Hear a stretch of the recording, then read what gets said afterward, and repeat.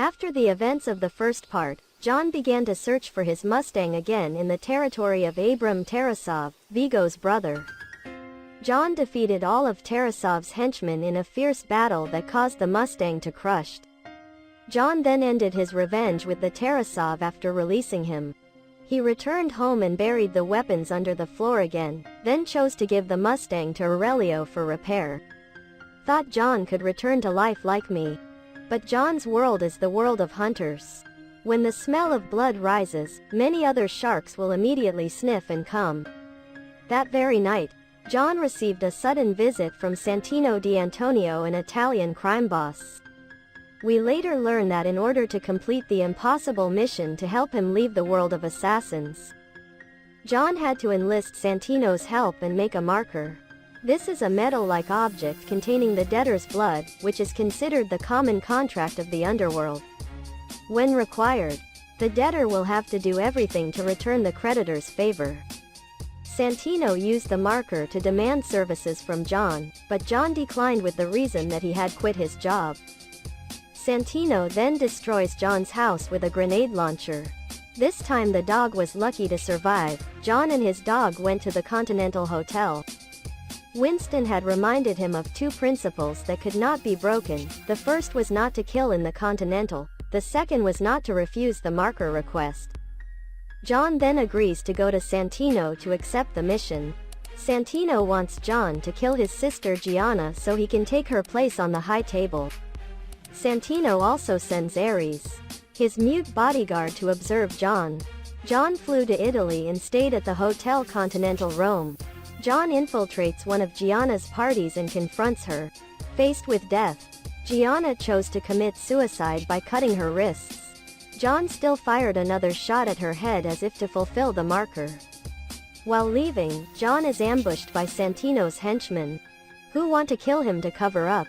John kills most of them, and then he is chased by Cassian, Gianna's bodyguard. The two fight until they fall into the Continental Hotel in Rome. And like the Continental Hotel in New York, the no-kill rule on hotel premises also applies here. The two share a drink and Cassian promise revenge for Gianna. John returned to New York. Santino used the excuse to avenge his sister, who opens a contract for $7 million to kill John, leading to a series of assassins pursuing him. Once again, John confronts Cassian inside a subway. John won. He spares Cassian out of respect between the two assassins. Wounded and desperate, John turns to underground crime boss Bowery King for help. Bowery King and the words surrounding him are still unknown. In the movie we know that he always liked to play the old-fashioned way, sending information with pigeons. The soup kitchen looks like a gang but is actually an underground criminal organization with a large number of beggars and vagrants to make eyes and eyes in the city. Bowery King has set up a large intelligence data network across New York, using pigeons to deliver news without using the internet or the phone. Bowery King's network is untraceable. At John's request, Bowery King healed his wounds and informs him Santino's location. John kills all of Santino's henchmen and knocks down Santino's guards in a knife battle. Santino flees into the Continental, knowing the hotel's no-kill rule will protect him. Despite the warning from Winston, John still shot and killed Santino in the hotel.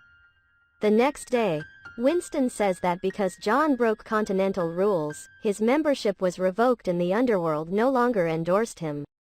The High Table Supreme Council has doubled the bounty for killing John. Winston helped John ask for an hour's delay so he could run before the excommunicado officially took effect, and gave him a marker so he could seek help in the future. John declared, "Whoever comes, whoever it is, I'll kill them. I'll kill them all." Then he and his dog ran as fast as possible through a park where many phones around him rang, signaling that the hunt for John had begun.